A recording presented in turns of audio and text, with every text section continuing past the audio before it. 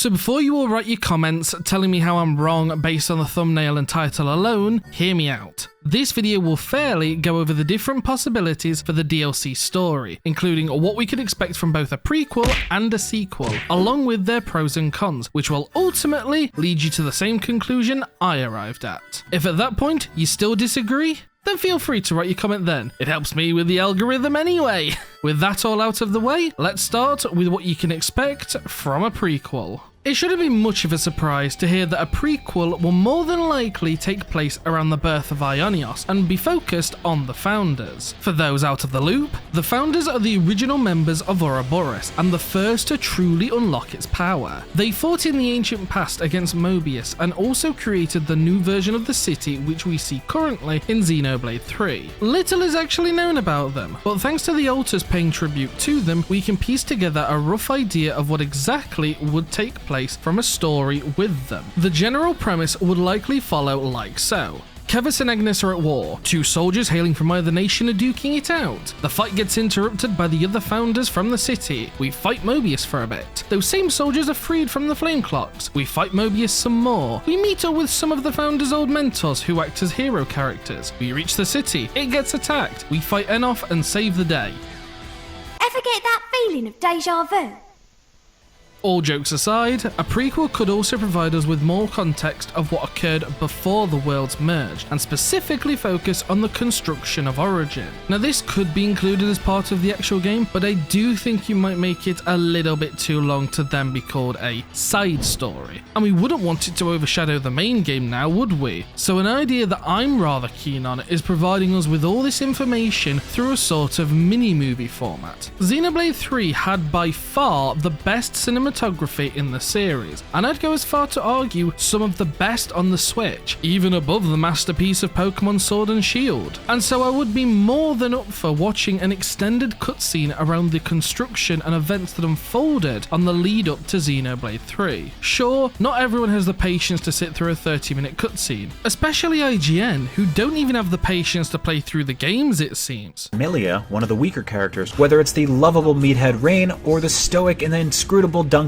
Ouroboros form. But just make the whole thing optional and jobs are good un. At the end of the day though, this is really the only option we have for a prequel. On the other hand however, a sequel has no end of possibilities, so I'm only going to talk about the three which I think are the most likely. Firstly, we could simply get a direct follow-up to Xenoblade 3, picking up immediately or shortly after the events that unfolded in the epilogue. This story could tie into an investigation of why Origin went wrong and who caused it to do so, revealing a new mastermind behind the plot of Xenoblade 3, whilst also adding to the existing Mobius. Furthermore, it had actually proved that the events of Xenoblade 3 were actually important after the reset took us back to the beginning, along with a more decisive ending that should hopefully leave less people confused of what actually happened. Alternatively, we might end up with a story based on the concept art from the art book. The two images depict the party in both a Kevesi and Agnian looking areas, meaning that this might be in the distant future after the worlds have re-merged or there is a way to travel between them. Additionally, giving Vandam another chance to be a party member could be an absolute game changer for his character after,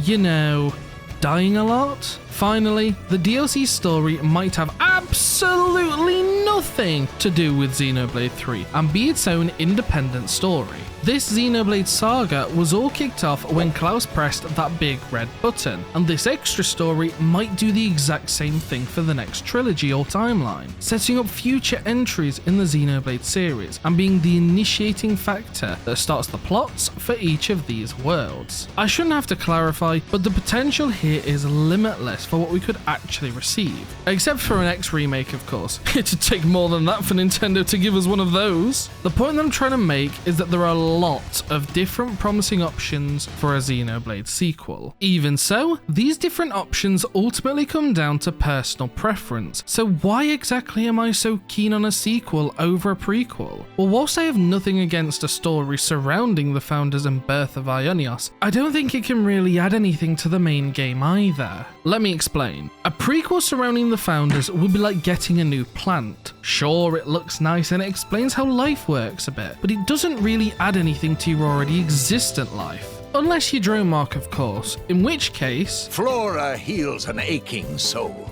On the other hand though, a Xenoblade 3 sequel is like getting a brand new puppy. This dog can also explain how life works, but it also adds something to it as well by becoming your best friend.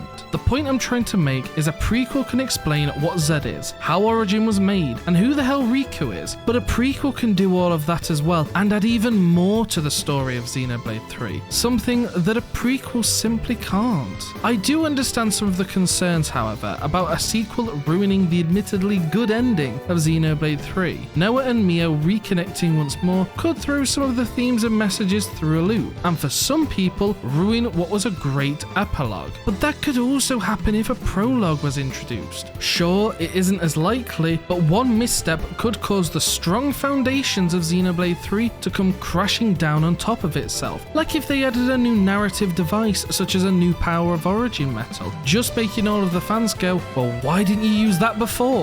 Point is that almost any flaw that can be applied onto a potential sequel can also be spun around onto a prequel as well. I've also seen a lot of people comparing this DLC story to Torna, the Golden Country, which of course was a prequel to Xenoblade 2. However, I don't really think that's a fair comparison. Torna was originally planned to be part of the main game, but due to time restraints, it had to be cut and made into a side story. Still, it was referenced constantly throughout the story of Xenoblade 2, through flashbacks and other mediums, but the same can't be said about the founders for Xenoblade 3. Whilst this might not necessarily be a bad thing, it does differ drastically from how Torna was built and structured, so I don't think you can really use this argument to justify a prequel over a sequel. Lastly, there's also the future of the Xenoblade series to consider. I've talked about it a few times, but in a message from Takahashi, it was stated, I think that everyone who played this title and the additional stories in the expansion pass can imagine what lies in the future for Xenoblade. Not only would something like this be incredibly difficult to do via a sequel, but it also gives the perfect opportunity to take the Xenoblade series into a completely different direction.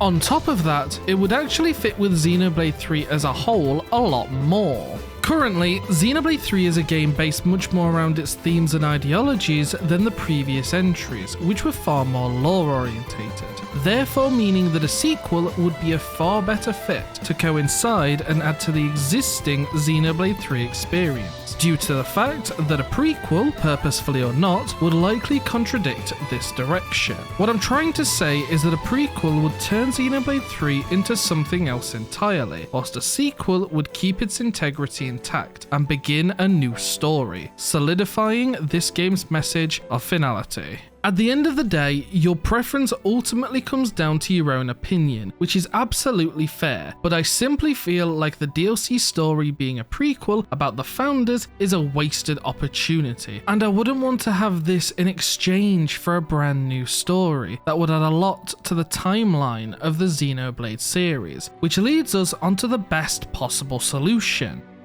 That we simply get both. Now that might seem far-fetched, maybe even sir-fetched, but it might actually not be as unlikely as you think. Going back to that same message from before, Takahashi used the word stories, as in plural, as in multiple. Now this might simply be a mistranslation, but I asked a couple of buddies of mine who speak Japanese and they came to the same result, that it says stories and not story. To me, this would be the best solution, as well as just being straight up funny, that all of these arguments and debates over the past few months have been meaningless, because we got both anyway.